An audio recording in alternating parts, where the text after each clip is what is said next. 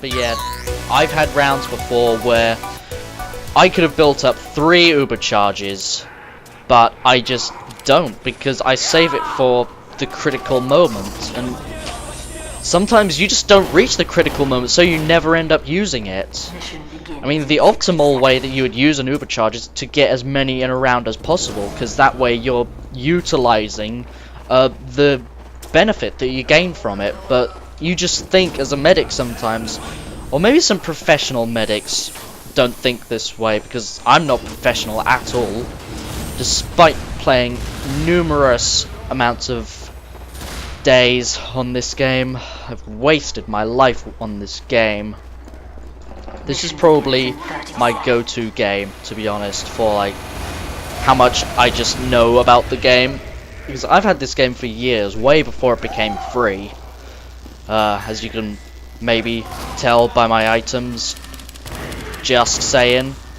But yeah, I mean, if this soldier's good enough and lets me Uber him to get those crit rockets off. No? Looks like I'm healing the power, or I'm not sure. Nope, looks like we're going with this guy.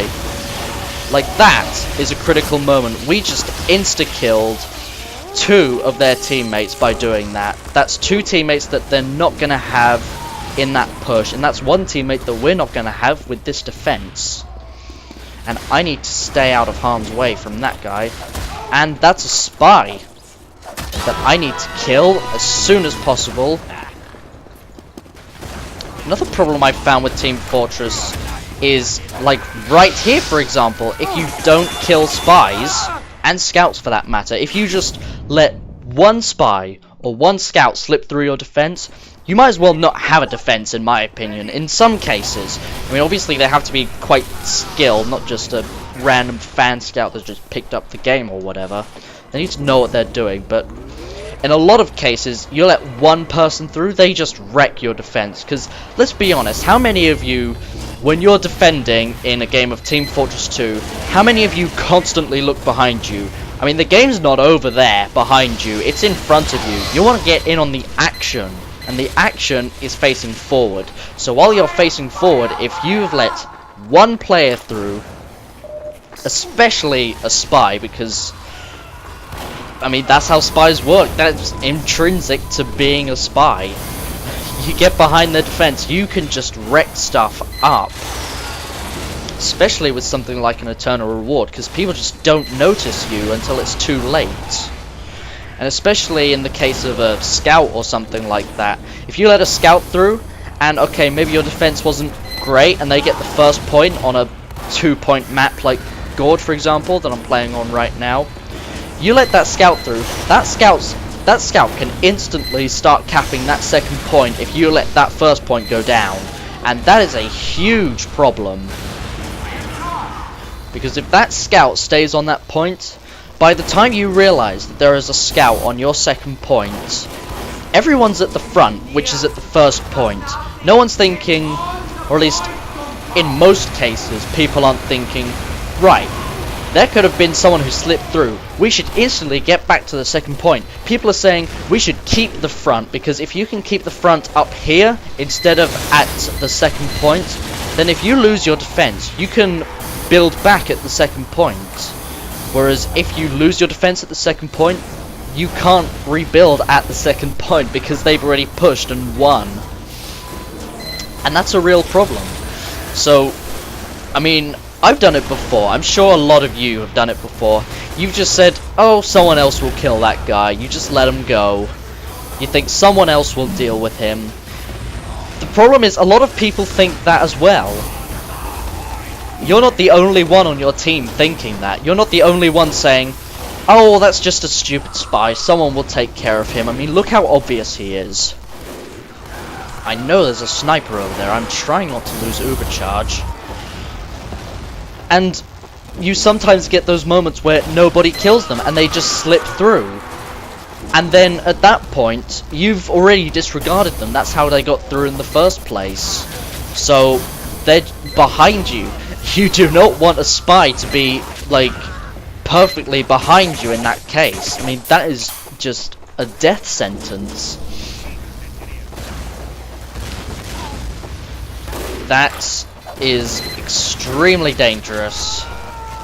If that was a spy, I could have easily been backstabbed there. And again, that links back. How many of you play the game doing this, looking with your back face to the enemy? I think I'm quite safe in the knowledge that next to nobody does. I knew that was going to happen, and I'm very annoyed about that.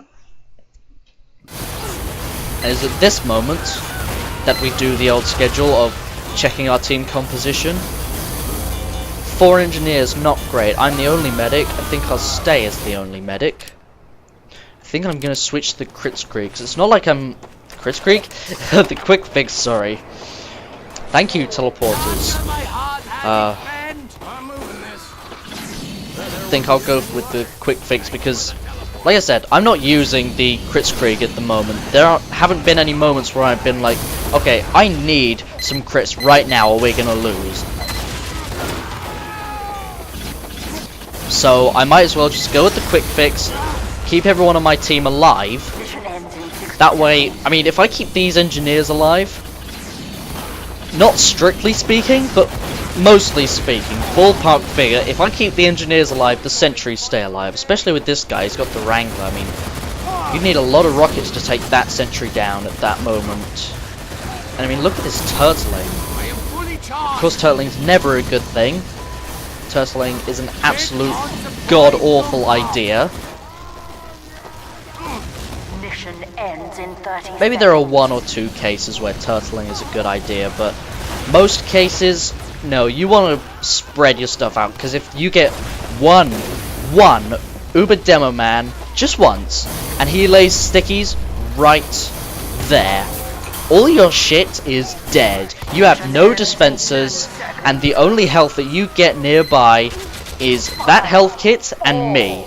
And if I die, which is very common to be perfectly honest, especially with that sniper hanging around, then everything just dies. You suddenly have no back to your defense.